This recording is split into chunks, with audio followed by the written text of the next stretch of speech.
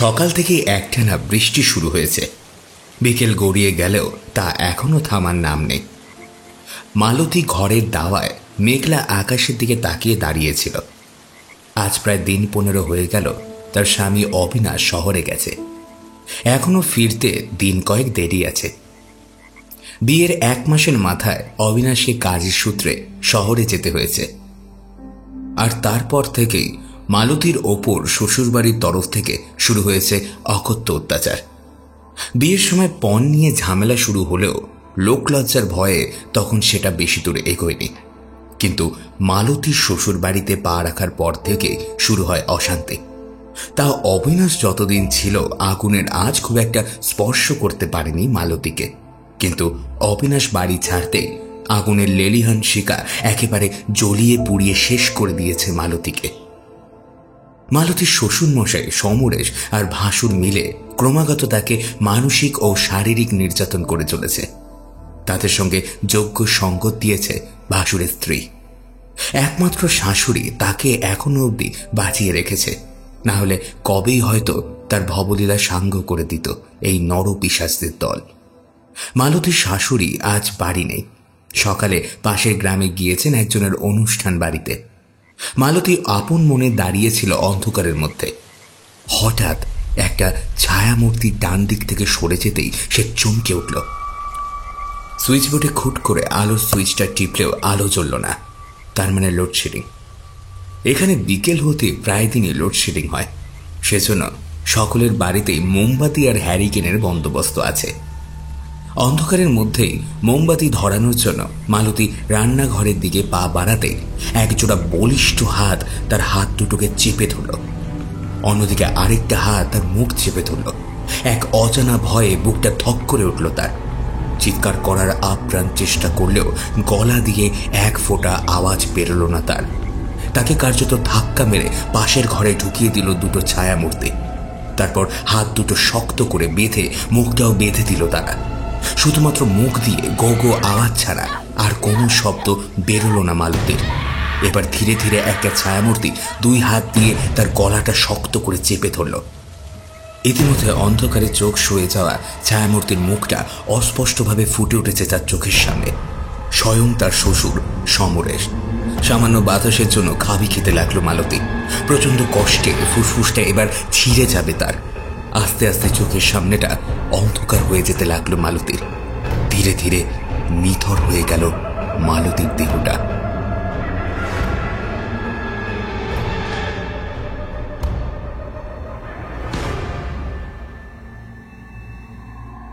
Hello everyone, বঙ্গকথা YouTube চ্যানেলে আপনাদের সবাইকে জানাই স্বাগত। আমি দিব্যেন্দু দাস রয়েছি আপনাদের সাথে। আজ আপনারা শুনবেন লেখক চন্দ্ররূপ ব্যানার্জির কলমে গ্রাম বাংলার একটি হাড়হিম করা ভয়ের গল্প, শেওড়া গাছের শাকচুন্নি। গল্প পাঠ এবং গল্পের সূত্রধার রয়েছে আমি দিব্যেন্দু দাস। আপনাদের সকলের কাছে আমার একটাই অনুরোধ, আপনারা যদি আমাদের এই চ্যানেলে নতুন হয়ে থাকেন এবং আমাদের গল্পগুলো আপনাদের যদি ভালো লেগে থাকে, তাহলে এরকম আরও গল্প শুনতে আজই সাবস্ক্রাইব করুন আমাদের ইউটিউব চ্যানেলটিকে। বেল আইকনটা ক্লিক করতে কিন্তু ভুলবেন না, যাতে নতুন নতুন গল্প আসলেই আপনারা তা শুনতে পারেন। শুরু হচ্ছে লেখক চন্দ্ররূপ ব্যানার্জির কলমে শেওড়া গাছের শাকচুন্নি।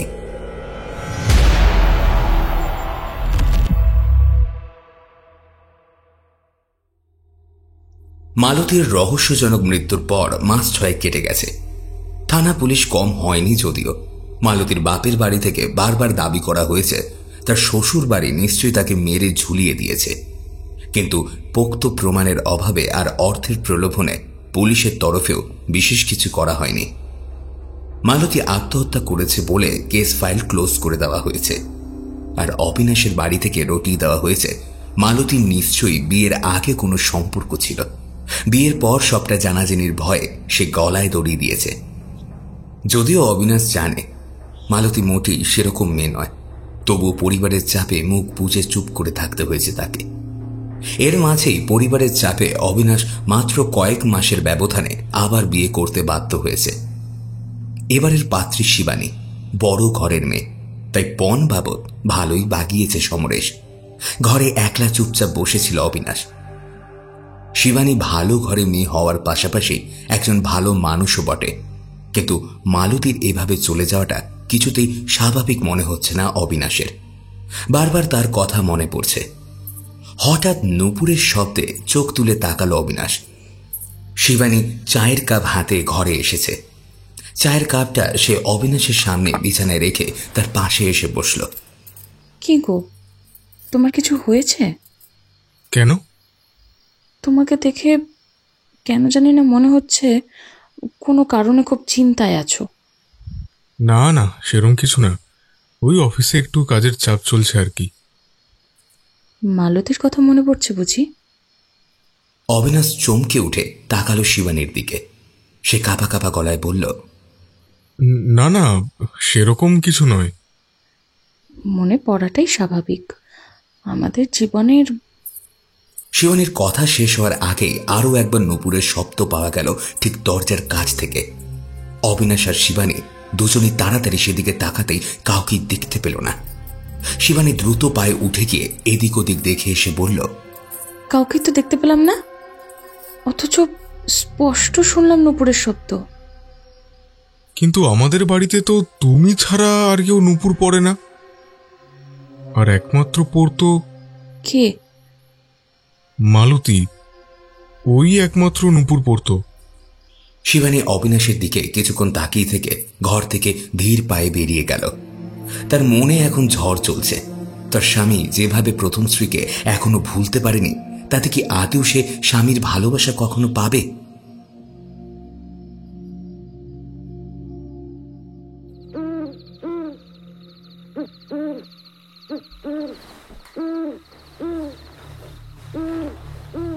কতক্ষণ ঘুমিয়েছে খেয়াল নেই অবিনাশের। এক অদ্ভুত অস্বস্তিতে ঘুমটা ভেঙে গেল তার। সারা ঘর ঘুটঘুটে অন্ধকার হয়ে গেছে। পাশে শিবানী শুয়ে আছে। হঠাৎ ঘরের এক কোণে চোখ গেল তার। কেউ কি দাঁড়িয়ে আছে ওখানে? নিজের অজান্তেই বুকটা কেঁপে উঠল অবিনাশের।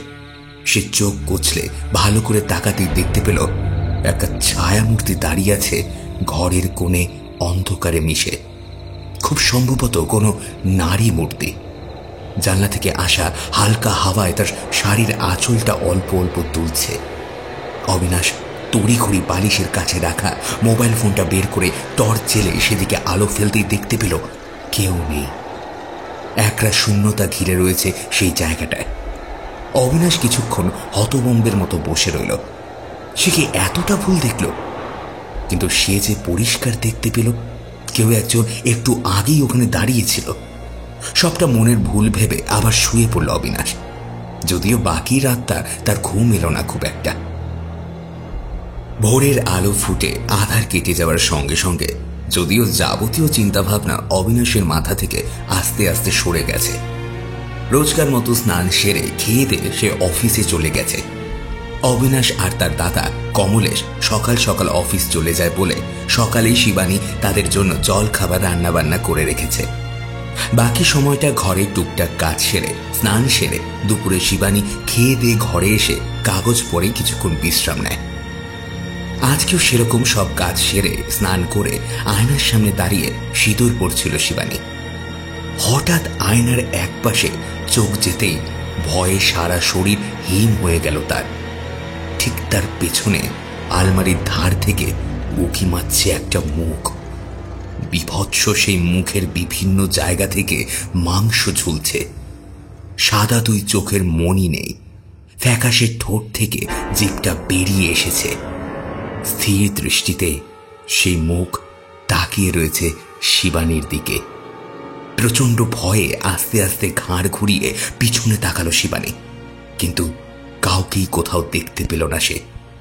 অথচ একটু আগেই ওই আলমারির ধারে একটা বিভৎস মুখ দেখেছে, এক দৃষ্টে তাকে তাকিয়েছিল। এতটা মনের ভুল তো হওয়ার নয়। সে যে পরিষ্কার সবটা দেখেছে।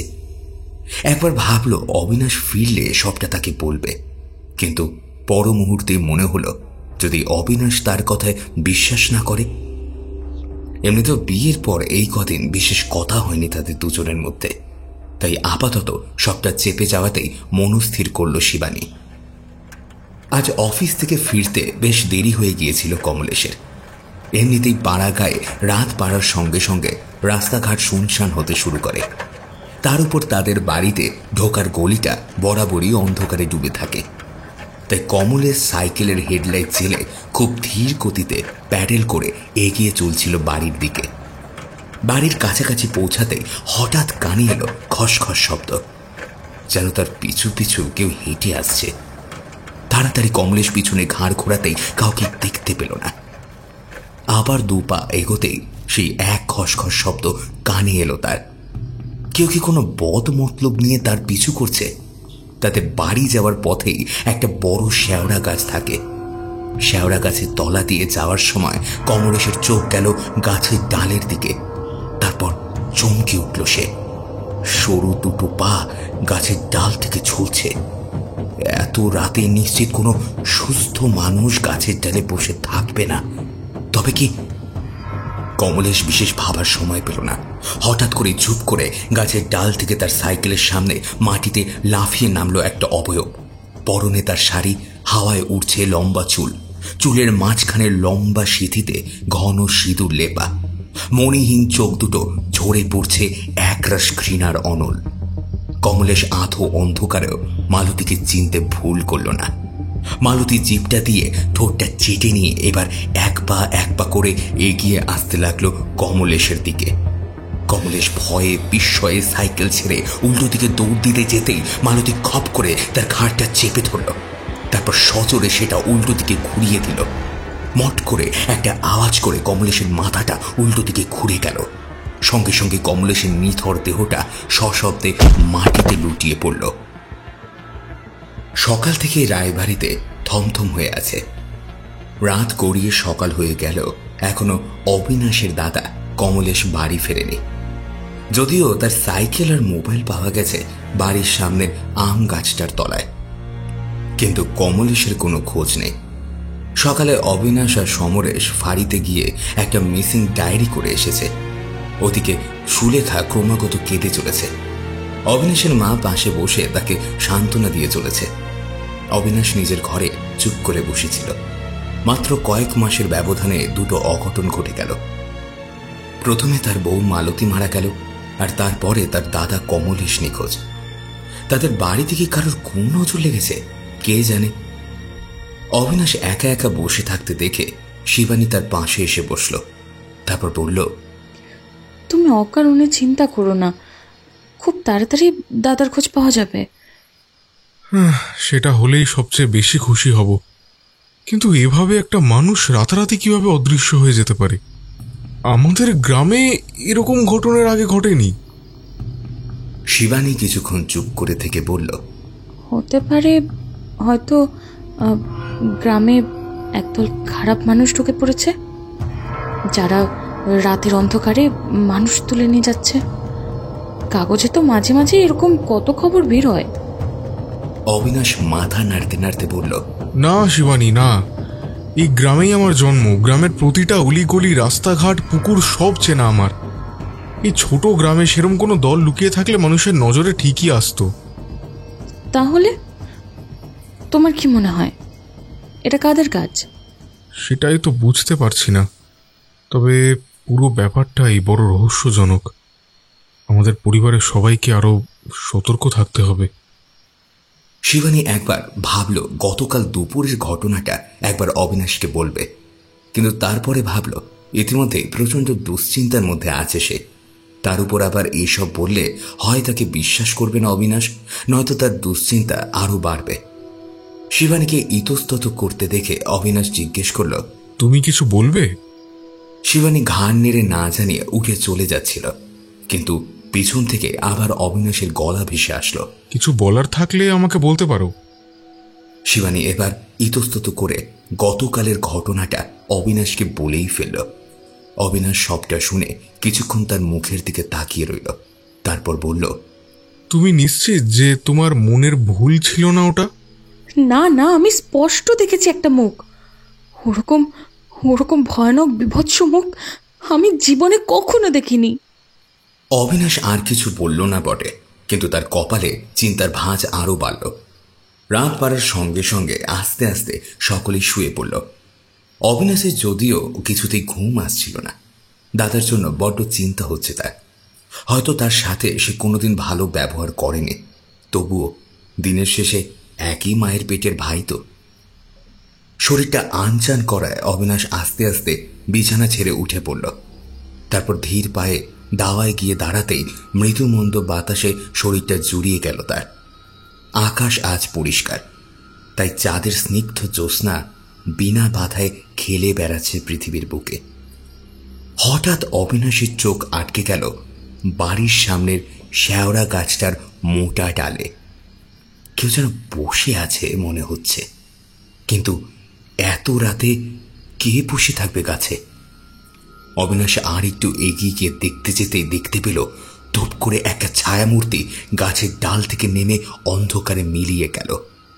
কিন্তু এক পলকের জন্য চাঁদের আলোয় সে ছায়ামূর্তির মুখ অবিনাশ দেখতে পেয়েছে। এই মুখ সে চেনে, কিন্তু প্রথম বিয়ের সময় সেই মুখে যে স্নিগ্ধতার ছোঁয়া ছিল, আজকে সেই মুখের প্রতিটা রেখায় লেগে রয়েছে চরম হিংস্রতা। সকাল থেকে শিবানী লক্ষ্য করছিল আজ অবিনাশ একটু বেশি অন্যমনস্ক হয়ে আছে, যদিও বর্তমান পরিস্থিতিতে সেটাই স্বাভাবিক। শিবানী ইতস্তত করে তাকে জিজ্ঞেস করেই ফেলল, তোমাকে আজ একটু বেশি অন্যমনস্ক লাগছে। আমি জানি এখনো দাদার কোনো খবর পাওয়া যায়নি, কিন্তু এত চিন্তা করলে তোমার তো শরীর খারাপ হয়ে যাবে।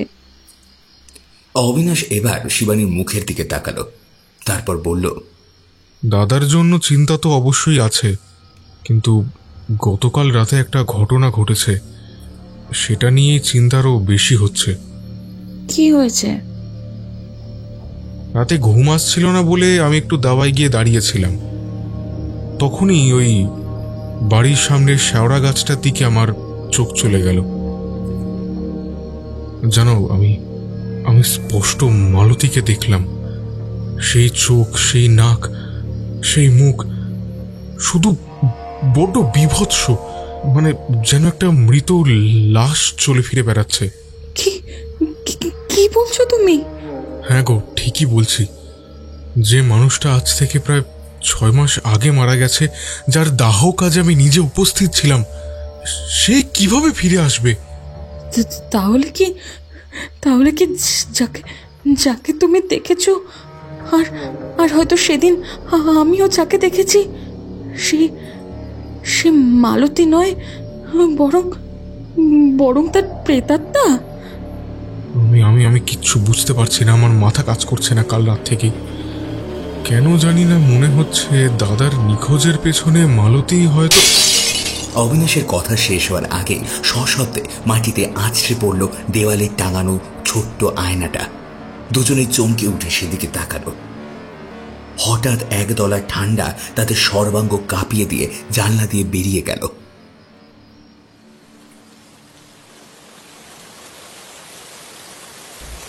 গভীর রাত, মাঝে মাঝে আকাশের বুক চিরে দিচ্ছে বিদ্যুতের তীক্ষ্ণ ফলা। সুলেখা হাতে হ্যারিকেন নিয়ে বাথরুমের দিকে যাচ্ছিল। তাদের বাথরুম যেতে গেলে দাওয়া পেরিয়ে যেতে হয়, যদিও পুরোটাই ছাউনি দেওয়ায় বৃষ্টিতে ভেজার কোনো সম্ভাবনা নেই। তবুও বৃষ্টির রাতে একা একা অন্ধকারে হেঁটে যেতে কেমন জানি গাটা ছমছম করছিল সুলেখার। বাথরুমের কাছাকাছি আসতেই অন্ধকারে হঠাৎ ধারের পাঁচিলের দিকে নজর চলে গেল তার। মনে হলো কেউ যেন বসে আছে পাঁচিলের উপর। হঠাৎ চারিদিকে আলো করে বিদ্যুৎ চমকে উঠল। সেই আলোয় সুলেখা এক ঝলকের জন্য দেখতে পেল শাড়ি পরা একটা মহিলা উবু হয়ে পাঁচিলে বসে আছে। যদিও মহিলার মুখটা দেখতে পেল না সুলেখা, তবু ব্যাপারটা মোটেই স্বাভাবিক লাগলো না তার। এত রাতে, তাও বৃষ্টির মধ্যে, কোনো সুস্থ মানুষ কি ওভাবে পাঁচিলের উপর বসে থাকতে পারে? সুলেখা খানিকটা এগিয়ে হ্যারিকেনটা একটু তুলে ধরল, কিন্তু অবাক কাণ্ড, হ্যারিকেনের হলুদ আলোয় পাঁচিলের কাউকেই দেখতে পেল না সুলেখা। হঠাৎ তার পেছন থেকে একটা চাপা ঘর ঘর শব্দ ভেসে এলো। এবার সুলেখা ভয়ে ভয়ে হ্যারিকেন হাতে পিছনে ঘুরতেই ভয়ে পাথর হয়ে গেল। ঠিক তার মুখের সামনে দাঁড়িয়ে আছে মালতী। তার সাদা চোখ জোড়া স্থির হয়ে গেছে সুলেখার দিকে, জিভটা ঝুলে পড়েছে ঠোঁটের এক পাশ দিয়ে। মুখের বিভিন্ন জায়গায় চামড়া গলে গিয়ে বেরিয়ে পড়েছে হাড়ের অংশ। ঘাড়টা এক পাশে হেলিয়ে মালতী মুখে ফুটে উঠল একটা বীভৎস হাসি। তার মুখ থেকে বেরিয়ে আসা ভক করে একটা আষ্টে গন্ধে গাটা গুলিয়ে উঠল সুলেখার। শত চেষ্টা করে সুলেখা নিজের পাটা এক চুলও সরাতে পারল না, যেন মাটি থেকেও গেঁথে দিয়েছে তার পাটা। মালতী সুলেখার হাত থেকে হ্যারিকেনটা ছিনিয়ে নিল আগে, তারপর এক চাপে কাঁচটা ভেঙে ফেলল। মাটিতে ছড়িয়ে পড়ল ভাঙা কাঁচের টুকরো। এবার আরেক হাতে সে সুলেখার চুলের মুঠিটা খামচে ধরে তার মাথাটা চেপে ধরল হ্যারিকেনের জ্বলন্ত শিখার উপর। যন্ত্রণায় কাঁকিয়ে উঠল সুলেখা, কিন্তু শত চেষ্টা করেও মালতীর হাতের বাঁধন থেকে নিজেকে ছাড়াতে পারল না সে। চামড়া পোড়ার কটু গন্ধে ভারী হয়ে উঠল বাতাস। প্রচন্ড কষ্টে আর্তনাদ করে উঠল সুলেখা, কিন্তু বৃষ্টির ঝমঝম শব্দে চাপা পড়ে গেল সুলেখার আর্তনাদ।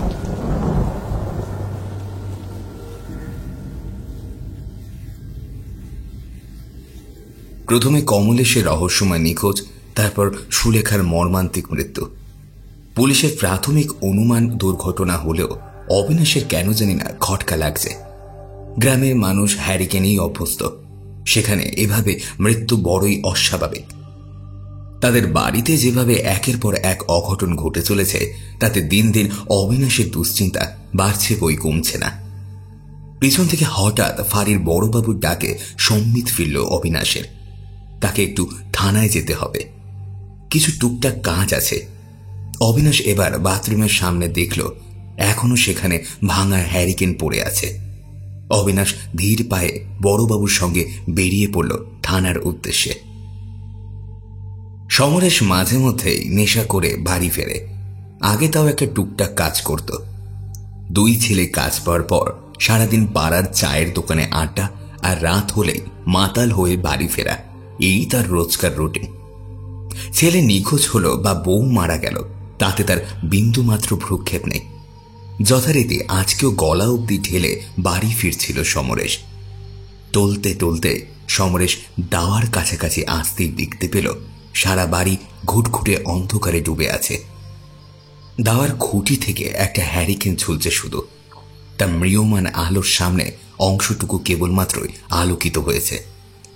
হঠাৎ সমরেশের চোখ গেল দাওয়ার ধারের দিকে। সেখানে নিশ্চল হয়ে দাঁড়িয়ে আছে একটা ছায়ামূর্তি। অন্ধকারে স্পষ্ট বোঝা না গেল হাওয়ার উড়ন্ত চুল দেখে সমরেশ বুঝতে পারল এটা একটা নারী মূর্তি। খুঁটি থেকে হ্যারিকেনটা তুলে নিয়ে সমরেশ টলমলো পায়ে এগিয়ে গেল সেই আগন্তুকের দিকে। হ্যারিকেনটা একটু মুখের সামনে তুলে ধরতেই চমকে উঠল সমরেশ। তার থেকে এক হাত দূরে যে দাঁড়িয়ে আছে সে মালতী, যাকে কয়েক মাস আগে নিজের হাতে খুন করেছে সে। এ কিভাবে সম্ভব? মালতীর ঘাড়টা হেলে গেছে একদিকে, ফ্যাকাশে ঠোঁটের ভিতর থেকে জিভটা বেরিয়ে এসে ঝুলছে এক পাশে। মণিহীন চোখে সমরেশের দিকে এক দৃষ্টিতে তাকিয়ে আছে সে। মুখের বিভিন্ন জায়গায় গলে পচে গিয়েছে মাংস। মালতীকে দেখে প্রচন্ড ভয়ে সমরেশের হাতের হ্যারিকেনটা মাটিতে আছড়ে পড়ে নিভে গেল। সঙ্গে সঙ্গে চারদিকে নেমে এলো ঘন অন্ধকারের রাজত্ব। এবার এক পা করে মালতী এগিয়ে আসতে লাগলো সমরেশের দিকে। সমরেশ প্রচন্ড ভয়ে পিছুতে গিয়ে লুঙ্গিতে পা জড়িয়ে পড়ে গেল মাটিতে। মালতী সমরেশের কাছে আসতেই সে হাত জোর করে কেঁদে ফেলল। আমাকে আমাকে ছেড়ে দাও, আমি ভুল করে ফেলেছি, ক্ষমা করে দাও আমাকে। আমি আমার সব দোষ স্বীকার করবো, সবার সামনে সব দোষ স্বীকার করবো। আমাকে ক্ষমা করে দাও, ক্ষমা করে দাও আমাকে। মালতীর মুখে ফুটে গেল এবার ক্রূর হাসি। সে খামচে ধরল সমরেশের গলা, তারপর এক টেনে ছিঁড়ে নিল তার গলার নলি। মুহূর্তের মধ্যে রক্তে ভিজে উঠল মাটি। থরথর করে কাঁদতে কাঁদতে সমরেশের দেহটা লুটিয়ে পড়ল মাটিতে।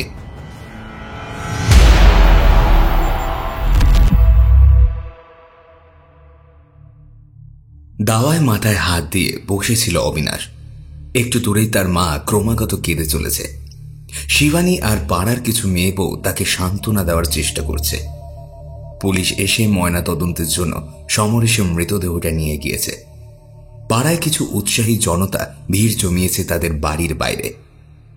একে একে পরিবারের 3 জন সদস্যের এভাবে চলে যাওয়া এই ধাক্কাটা কিভাবে তারা কাটিয়ে উঠবে সেটা অবিনাশ নিজেও বুঝতে পারছে না।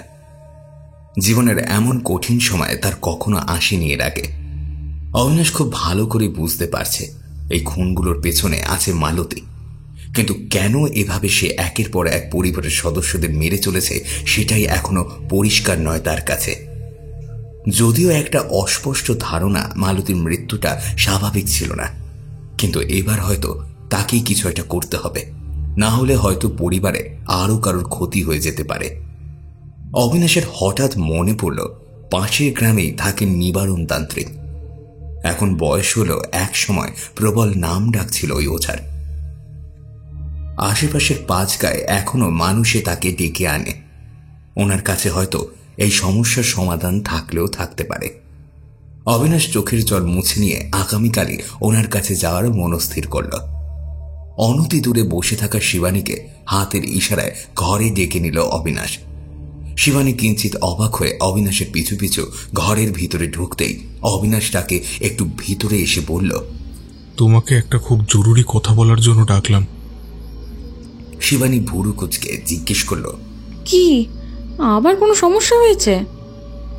তোমাকে তো এর আগেই বলেছি যে মালতীকে আমি কয়েকদিন আগেই দেখেছি, এমনকি তুমি নিজেও তাকে দেখেছো, যেটা কোনোভাবেই সম্ভব নয়, কারণ মালতীর মৃতদেহ যখন চিতার আগুনে পুড়ছিল আমি নিজে সেখানে দাঁড়িয়েছিলাম। অর্থাৎ যাকে আমরা দেখছি বা যে আমাদের আশেপাশে ঘুরে বেড়াচ্ছে সে মালতীর প্রেতাত্মা। আর আমার ধারণা দাদার হঠাৎ নিখোঁজ থেকে শুরু করে বাবার মৃত্যু সবটার পিছনেই রয়েছে মালতী। তুমি কি বলছো আমি কিছুই বুঝতে পারছি না। যদি তর্কের খাতিরে ধরেও নেই যে মালতীর প্রেতাত্মা আমাদের বাড়ির আশেপাশে রয়েছে, কিন্তু সে কেন তারই পরিবারের সদস্যদের মারবে? হয়তো প্রতিশোধ। কিসের প্রতিশোধ? এই বাড়িতে বিয়ে হয়ে আসার পর ওর ওপর কম অত্যাচার তো হয়নি।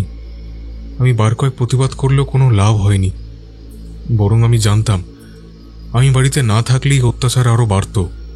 আমার মা তাও যতটা পারত ওকে আগলে রাখত, কিন্তু কি? ওর মৃত্যুটা আজও আমার কাছে বড্ড রহস্যজনক। ও আত্মহত্যা করার মেয়েই না, অথচ সেই মেয়ে গলায় দড়ি দিয়ে ঝুলে পড়ল। ওর মৃত্যুটা আজও আমার কাছে একটা খটকা হয়ে থেকে গেছে। একটু পরিষ্কার করে বলবে? দেখো, আমার যতটুকু মনে হয় ওর মৃত্যুটা স্বাভাবিক ছিল না। বাবা দাদারা এর পেছনে থাকলেও থাকতে পারে। তাহলে তুমি কেন পুলিশকে তোমার সন্দেহের কথা বলনি? পরিবারটা ভেঙে যাওয়ার ভয় আমি একটা কথা বলতে পারিনি। সে অপরাধ বোধ আমাকে আজও কুঁড়ে কুঁড়ে খায়। আমি তোমার পরিস্থিতিটা বুঝতে পারছি গো, কিন্তু এখন আমাদের কি করণীয়? আমাদের পাশের গ্রামেই নিবারণ তান্ত্রিক থাকেন। ভাবছি একবার কাল তার কাছেই যাব, যদি কোনো সুরাহা করতে পারেন তিনি। বেশ, তো তাই চলো। আশেপাশের গায়ে ওনার বেশ নামডাক আছে, আমি শুনেছি। অবিনাশ ঘাড় নেড়ে সম্মতি জানালো। তার মাথায় এখন অনেক চিন্তা। যত তাড়াতাড়ি সম্ভব এই কালো ছায়ার কবল থেকে তার পরিবারকে উদ্ধার করতেই হবে। পরদিন সকালবেলা অবিনাশ তার মাকে দূরের কোনো একটা গ্রামে আত্মীয়দের বাড়িতে পাঠিয়ে দিল। শিবানীকে সঙ্গে নিয়ে বেরিয়ে পড়ল পলাশপুর গ্রামের উদ্দেশ্যে। উঁচু নিচু কাঁচা রাস্তা ধরে দুলতে দুলতে ভ্যান রিক্সা যখন গিয়ে নিবারণ তান্ত্রিকের ভিটের সামনে দাঁড়ালো, ততক্ষণে সূর্যের তেজ পড়ে গিয়েছে। ছোট্ট এক টুকরো জমির উপর নিবারণ তান্ত্রিকের মাটির বাড়ি। দরজা খুলে বাড়ির ভেতরে ঢুকতেই 1 বছর 50-এর ভদ্রলোক অবিনাশের চোখের সামনে পড়ল। নিবারণ তান্ত্রিকের অনেক নাম ডাক শুনলেও তার চাক্ষুষ করার সুযোগ হয়নি। নিবারণের ঘরের ভিতরের এক কোণে রাখা একটা খাটিয়ার উপর বসে এক মনে কি যেন পড়ছিল। ওদের পায়ের শব্দে তিনি মুখ তুলে তাকালেন। কৃষ্ণকায় নিবারণের শান্ত সৌম্য মুখে কাঁচা পাকা দাড়ি, পরনে গেরুয়া পাঞ্জাবি ধুতি, চওড়া কপালে একটা রক্তচন্দনের তিলক, মাথার চুল ছোট করে ছাটা, হাতে আর গলায় রুদ্রাক্ষের মালা। অবিনাশ আর শিবানী তাকে প্রণাম করতেই তিনি বসতে বললেন। তারপর জিজ্ঞেস করলেন, তোমাদের তো ঠিক চিনতে পারলাম না, আমরা মুকুন্দপুর গ্রাম থেকে বড় বিপদে পড়ে আপনার কাছে ছুটে এসেছি। তিনি হাতের বইটা পাশে সরিয়ে রেখে বললেন, কি হয়েছে, খুলে বলো আমাকে। অবিনাশ একটু গলা পরিষ্কার করে নিয়ে শুরু করল। শুরু থেকে শেষ পর্যন্ত সবটাই সে কার্যত উগরে দিল তার কাছে। তিনি সবটা খুব মন দিয়ে শুনলেন। তারপর থুতনিতে হাত দিয়ে কিছুক্ষণ কি যেন একটা ভাবলেন। তারপরে পাঞ্জাবির পকেট থেকে একটা ছোট্ট পুতির মালা বের করে সেটা হাতে নিয়ে চোখ বুজে ধ্যানের ভঙ্গিতে বসে পড়লেন। এভাবে বেশ কিছুক্ষণ চলার পর তিনি অস্থির হয়ে চোখ খুলে ফেললেন। তারপর অবিনাশের উদ্দেশ্যে বললেন, তোমার বউ মালতী সত্যি আত্মহত্যা করেনি, ওকে খুন করা হয়েছিল। কে খুন করেছিল? সধবা অবস্থায় অপঘাতে মারা যাওয়ার পরে মালতী শাকচুন্নি হয়ে ঘুরে বেড়াচ্ছে। যারা ওকে খুন করেছিল তাদের সকলকেই মালতী শেষ করেছে। তবে মালতী কিন্তু এখনো থেমে থাকবে না। ওর শেষ লক্ষ্য এবার তুমি। কিন্তু আমি তো কিছু করিনি, তবে আমাকে মারবে কেন সে? তোমার প্রতি প্রবল ভালোবাসার টানেই সে ফিরে এসেছে। তাই তুমি বিয়ে করার পরই শুরু হয়েছে যত তাণ্ডব। তোমাকে না নিয়ে সে যাবে না। এ আপনি কি বলছেন? আমি আমি আমি তাহলে সারা জীবন কি নিয়ে বাঁচব? বিয়ের মাত্র 1 মাসের মাথায় বিধবা হব বাবা। উপায় একটা আছে, কিন্তু সে বড় কঠিন কাজ। শিবানী এবার নিবারণের দুটো পা ধরে বলল, আমার স্বামীর প্রাণ বাঁচানোর জন্য আমি সব করতে পারি। মেয়েরা মায়ের জাত, তারা সব পারে। আপনি শুধু উপায় বলে দিন। যতটুকু আমি জানি, শাকচুনির ক্ষমতা থাকে তার মাথার সিঁদুর আর হাতের শাখা পলায়। কেউ যদি কোনোভাবে তার হাতের ওই শাখা পলা ভেঙে দিতে পারে, তাহলে শাকচুন্নি চিরতরে বিদায় নেবে। কিন্তু এমন ভয়ানক বিপজ্জনক কাজ কেউ করবে কিভাবে? আর এত সহজে তো শাকচুন্নি তার কাছে ঘেঁষতে দেবে না। শিবানীর চোখের জল মুছে দৃঢ় কণ্ঠে বলল, আমি পারবো, আমাকে পারতেই হবে। হয় আমি 1 মাথার সিঁদুর নিয়ে মরবো, নয়তো সারা জীবন সধবা হয়ে বাঁচবো। এইসব কি বলছো তুমি শিবানী? মাথা ঠান্ডা করো, শোনো আমার কথা শোনো, তুমি মাথা ঠান্ডা করো। আমার জন্য তুমি কেন মরবে? শীতের সিঁদুর রক্ষার জন্য মেয়েরা কতদূর যেতে পারে সেটা তোমরা হয়তো বুঝবে না। এখন আপাতত চলো, এই বেলা না বেরোলে সন্ধ্যের আগে বাড়ি ফিরতে পারবো না। অবিনাশ ঘাড় নেড়ে সায় দিল। ওরা দুজন নিবারণকে প্রণাম করে আসার অনুমতি নিতে উনি বললেন, আমি হয়তো যেতাম না, কিন্তু বৌমার যদি এমন ভয়ানক কাজে এগিয়ে আসতে সাহস থাকে, তবে এই বুড়ো কেন ঘরে পড়ে থাকবে? এই বিপজ্জনক পরিস্থিতিতে তোমাদের এভাবে একা ছেড়ে দেওয়াটা ঠিক হবে না। বয়স বাড়লেও ধার একটু কিছুটা আছে। একটু দাঁড়াও, কাঁধের ঝোলাটা আমি নিয়ে আসছি। এ যেন মেঘ না চাইতেই জল। নিবারণ তান্ত্রিক এভাবেই তাদের সঙ্গ দেবে সেটা তারা দুজনেও ভাবতে পারেনি। কিছুক্ষণের মধ্যেই নিবারণ কাঁধের ঝোলাটা নিয়ে ওদের সামনে এসে উপস্থিত হলেন। তিনজনে ধীর পায়ে বেরিয়ে পড়ল বাড়ি থেকে। বাড়ি ফিরতে ফিরতেই সে সন্ধ্যা হয়েই গেল।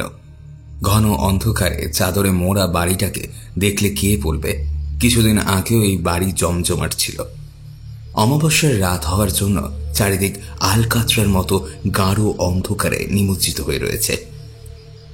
আলো ছাড়া 1 হাত দূরের জিনিসও দেখা যায় না। নিবারণ সবার আগে এগিয়ে গিয়ে হাওয়ায় কি যেন শুকলেন।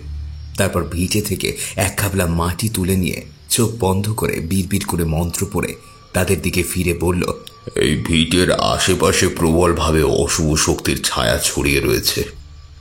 আমাকে এক্ষুনি যজ্ঞে বসতে হবে। আমাকে একটু আগুন আর কিছু শুকনো কাঠ তোমরা এনে দাও আমাকে। অবিনাশ আর শিবানী দ্রুত পায়ে এগিয়ে গেল ঘরের দিকে। রান্নাঘরে শুকনো কাঠের টুকরো রাখা ছিল, দেশলাইও রাখা ছিল। সেটাই হাতে নিয়ে অবিনাশ বেরিয়ে এলো। তার পিছু পিছু শিবানী হ্যারিকেন জ্বালিয়ে নিয়ে এলো।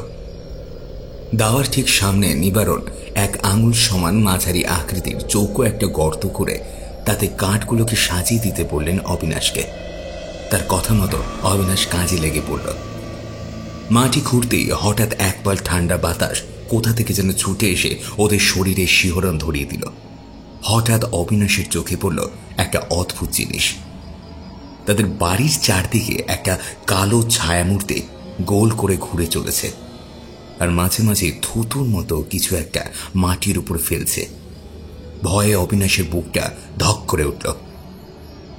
কথাটা সে তৎক্ষণাৎ নিবারণকে জানাতে তিনি বললেন, এই বাড়ির চারদিকে আমি বন্ধন করে রাখায় মালতীর প্রেতাত্মা বাড়িতে ঢুকতে পারছে না, তাই চেষ্টা করছে বন্ধন ছিন্ন করার, কিন্তু আমার শক্তি ওকে বেশিক্ষণ ঠেকিয়ে রাখতে পারবে না। তার আগে যজ্ঞ করে ওকে বন্দি করতে হবে, তারপর বাকি কাজ। চোখের সামনে এসব দেখে শিবানীর মাথাটা কেমন যেন ঘুরে গেল। এই জীবনে এত কিছু দেখার দুর্ভাগ্য সে এত তাড়াতাড়ি তার হবে সেটা সে আন্দাজ করতে পারেনি। কিছুক্ষণের মধ্যেই নিবারণের কথা অনুযায়ী সবকিছু তৈরি হয়ে গেল। নিবারণ এবার দেহ বন্ধন করে যজ্ঞে আগুন জ্বালালো।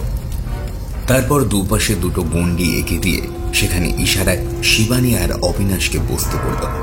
তার কথা মতো দুজনই সেখানে বসতে তিনি বললেন, আগামী কিছুক্ষণে তোমাদের চোখের সামনে হয়তো অনেক কিছুই ঘটতে পারে, কিন্তু কোনোভাবেই বিচলিত হবে না। মাথা ঠান্ডা রেখো সবসময়। প্রেতাত্মার কোনো রকম ছলের কবলে পড়বে না। মনে রাখবে, এই গণ্ডির ভেতরে তোমরা যতক্ষণ আছো ততক্ষণ সুরক্ষিত আছো, বাইরে বেরোলেই বিপদ। দুজনেই তার কথায় ঘাড় নাড়ল। এবার নিবারণ শুরু করলো তার কাজ। উচ্চস্বরে মন্ত্র উচ্চারণের সঙ্গে সঙ্গে ঝোলা থেকে মুঠো ভরে যজ্ঞের আগুনে কিশোর যেন ছুঁড়ে মারতে লাগলো তিনি। মুহূর্তের মধ্যেই চারপাশের আবহাওয়া অদ্ভুত পরিবর্তন লক্ষ্য করল অবিনাশ।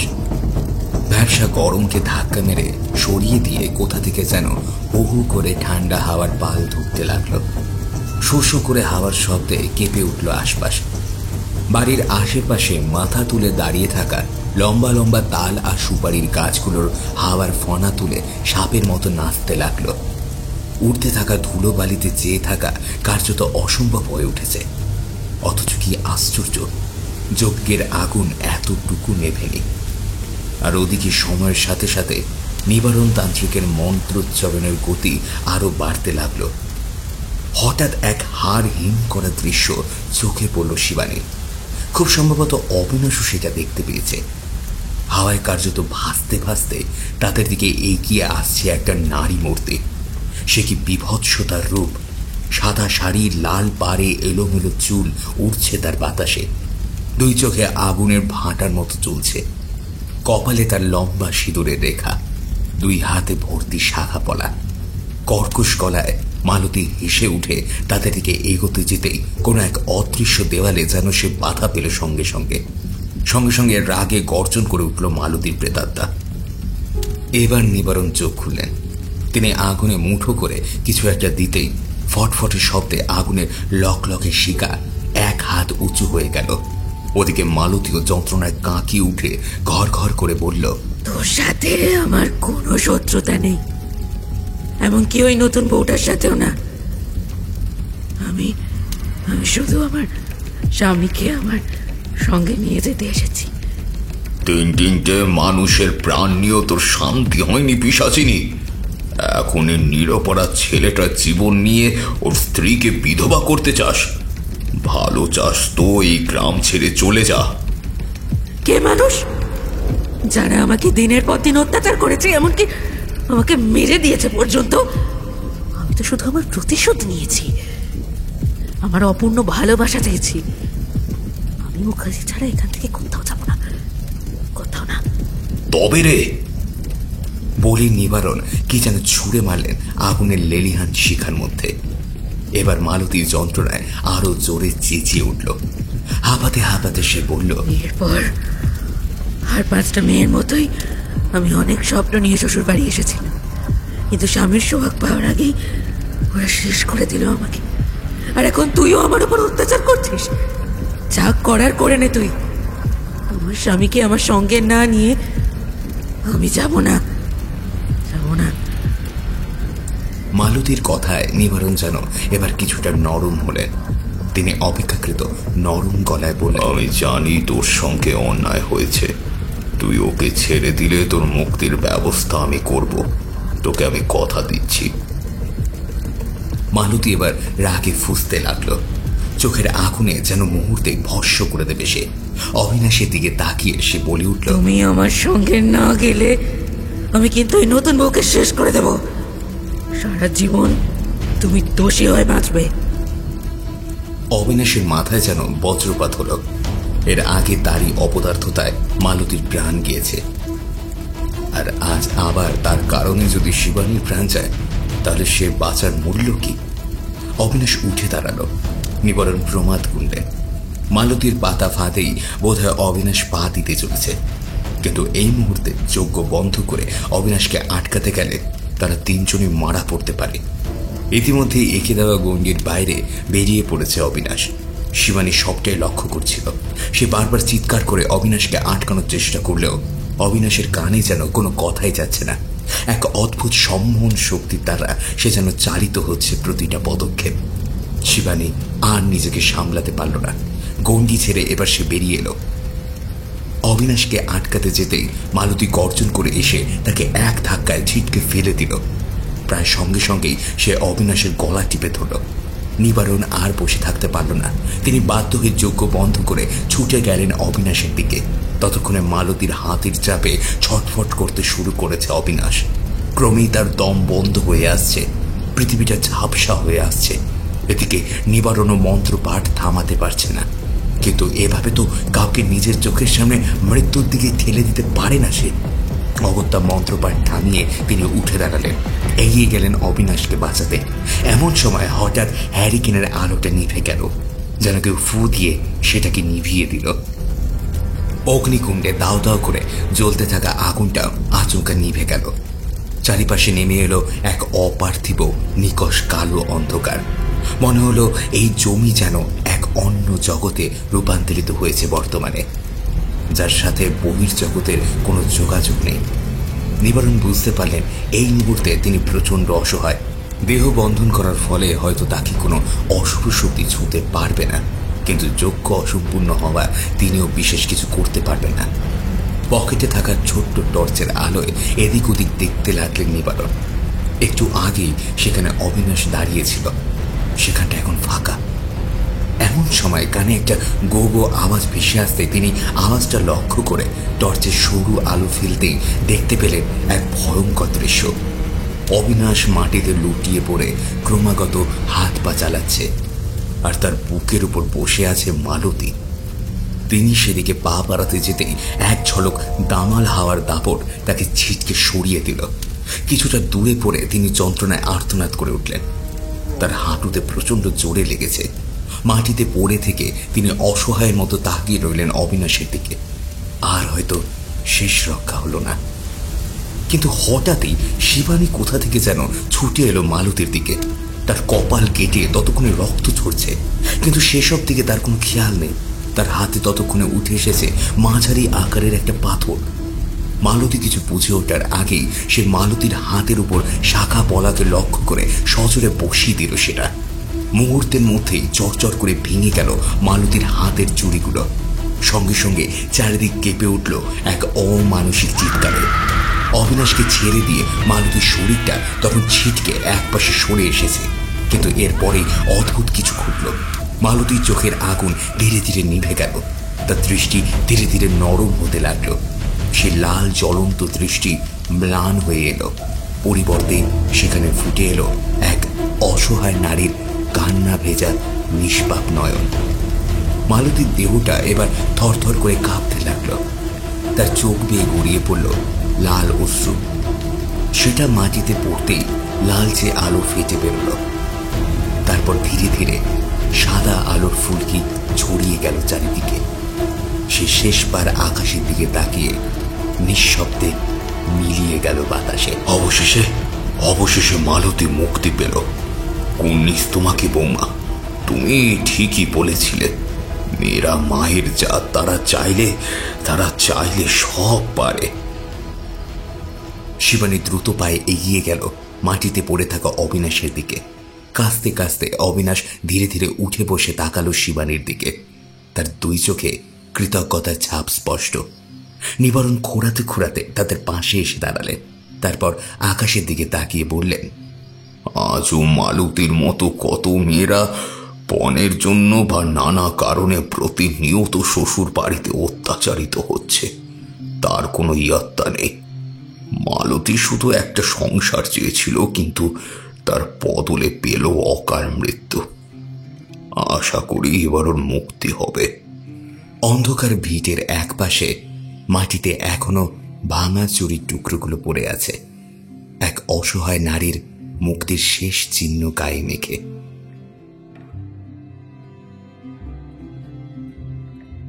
শুনছিলেন লেখক চন্দ্ররূপ ব্যানার্জির কলমে গ্রাম বাংলার ভূতের গল্প শেওড়া গাছের শাকচুন্নি। গল্প পাঠিয়েছিলাম আমি দিব্যেন্দু দাস। পোস্টার ডিজাইনে ছিল চিত্রায়ন। কেমন লাগলো আপনাদের এই আজকের গল্পটি জানাবেন আমাদের ইউটিউব কমেন্ট সেকশনে। আর আপনারা কোথা থেকে আমাদের গল্পগুলো শুনছেন সেটাও জানাতে পারেন আমাদের ইউটিউব কমেন্টে। ভালো থাকবেন, সুস্থ থাকবেন। আর আপনারা এই চ্যানেলে আবারও বলছি, যদি নতুন হয়ে থাকেন প্লিজ চ্যানেলটি সাবস্ক্রাইব করে বেল আইকনটা ক্লিক রাখুন। সামনে শীতকাল, শীতকালের বেশ হাড় হিম করা গ্রাম বাংলার ভূতের গল্প আসতে চলেছে, শুনতে হবে তো সেগুলোকে। তাই চ্যানেলটি সাবস্ক্রাইব করুন এবং বেল আইকন ক্লিক করে অল নোটিফিকেশনটা অন রাখুন, যাতে নতুন নতুন গল্প আসলেই আপনারা তা শুনতে পারেন। আজকের জন্য বিদায়, দেখা হচ্ছে অন্য কোনো গল্পে।